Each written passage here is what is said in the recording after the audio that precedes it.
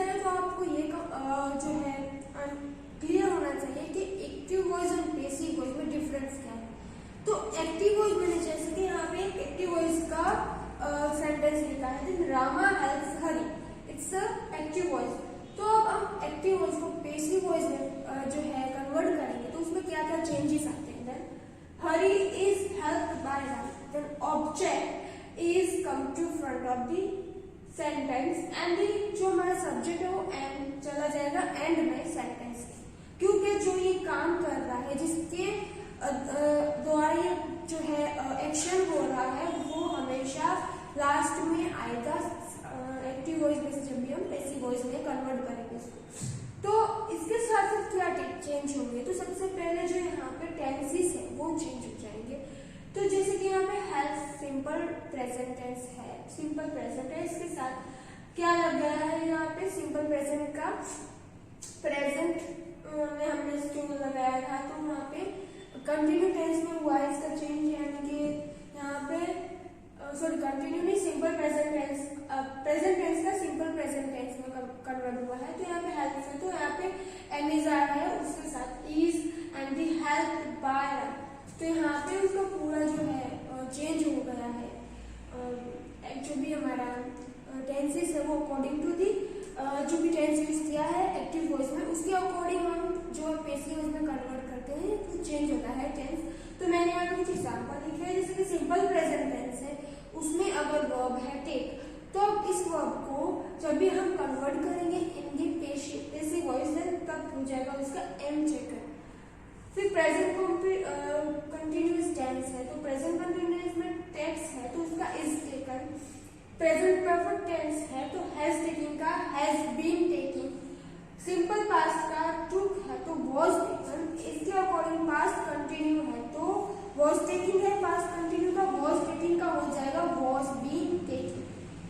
Past perfect tense है उसमें है हैड टेकन, तो पास्ट परफेक्ट टेंस में हैड टेकन है उसका हो जाएगा वेयर हैड बीन टेकन, यानी कि उसके आगे का जो टेंस है उसमें हम कन्वर्ट करेंगे। जैसे कि सिंपल प्रेजेंट का प्रेजेंट कंटिन्यूअस में प्रेजेंट कंटिन्यूअस का प्रेजेंट परफेक्ट में पास्ट परफेक्ट में चेंज हो जाएगा। वैसे ही डिफरेंट टाइप के जो फॉर्म्स है वो यहाँ पे दिए गए हैं। सबसे पहले जो हमने देखा था कि रामा हेल्प्स हरी, जिसका हमने कन्वर्ट किया है, तो it will be seen that there is two sentence express the same meaning, इन दोनों के मीनिंग तो सेम है बट इनके लिखने की स्टाइल जो है, जो पूरा सेंटेंस स्ट्रक्चर है वो चेंज हो चुका है।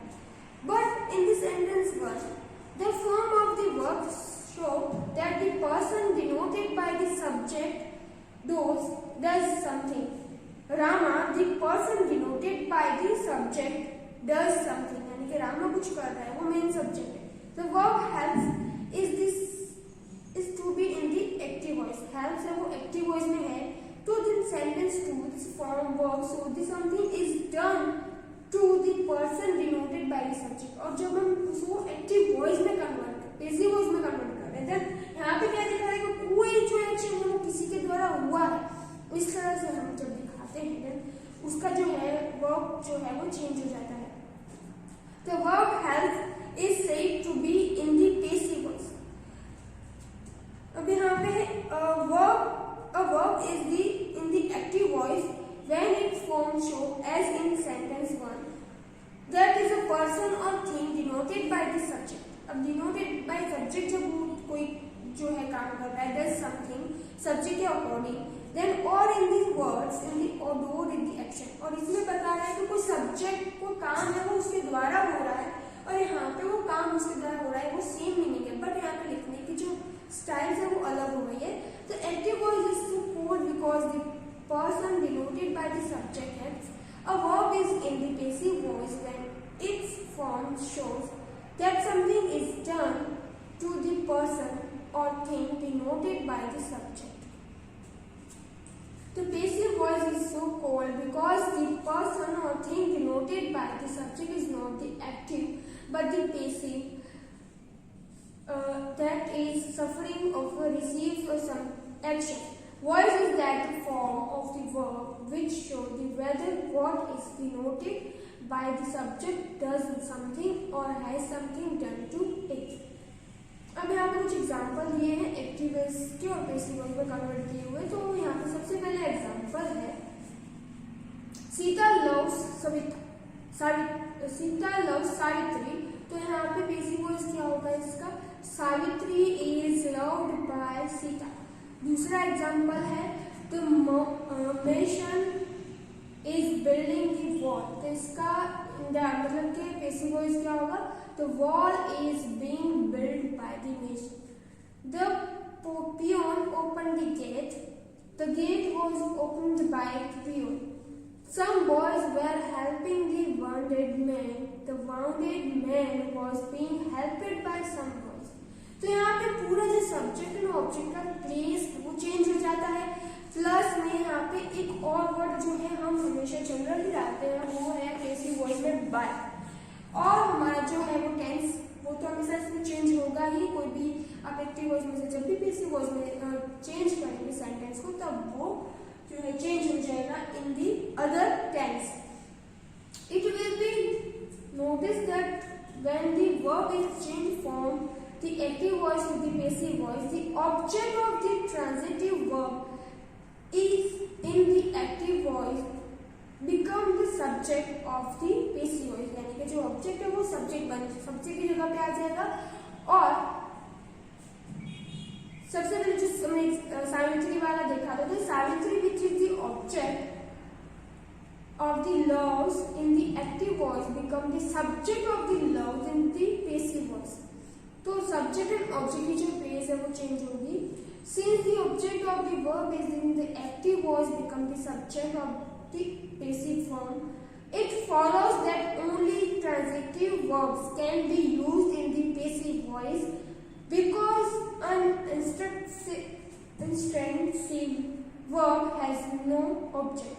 तो अभी यहाँ पे मैंने आपको बताया था कि कैसे कैसे टेंस में चेंज होंगे। आगे मैं आपको एक लिस्ट भी जो है पूरा टेबल है वो भी जो है समझाऊंगी, जिसकी वजह से आपको ज़्यादा जो है अच्छे से समझ आएगा कि कैसे कौन सा जो टेंस है कौन से टेंस में कन्वर्ट होता है, कौन से टेंस में चेंज करना पड़ता है जब भी हम एक्टिव में से पैसिव वॉइस करते हैं। When to use the active voice and when to use the passive voice, ये हमको जनरली पता होना चाहिए। The ability to change the voice into the passive and the vice versa is not sufficient. The active voice is used when the agent is to be made prominent. The passive when the person or thing act upon is to be made prominent.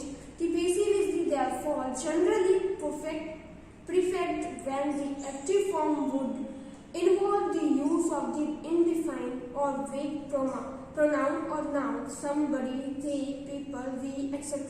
as subject. That is when we do not know the agent or when it is clear enough who is the agent। जब भी कोई भी clear है तो यही जो है वो सब्जेक्ट है, इसके द्वारा ही जो ये काम हो रहा है, एक्शन हो रहा है। और कभी कभी हमें नहीं दिया गया है सब्जेक्ट तो भी हम एक्टिव वॉइस में से पैसिव वॉइस जनरली बनाते हैं। यहाँ पे जो है in such case an agent will by is usually avoided. और कभी कभी हम एजेंट यानी सब्जेक्ट को अवॉइड भी कर देते हैं क्योंकि हमें दिया ही नहीं है कि कौन काम कर रहा है, किसके द्वारा हो रहा है, तो हम उसको जनरली अवॉइड करते हैं। Note however that as in the example given earlier the by phrases can not be avoided by the agent has some important and is necessary to be complete sense.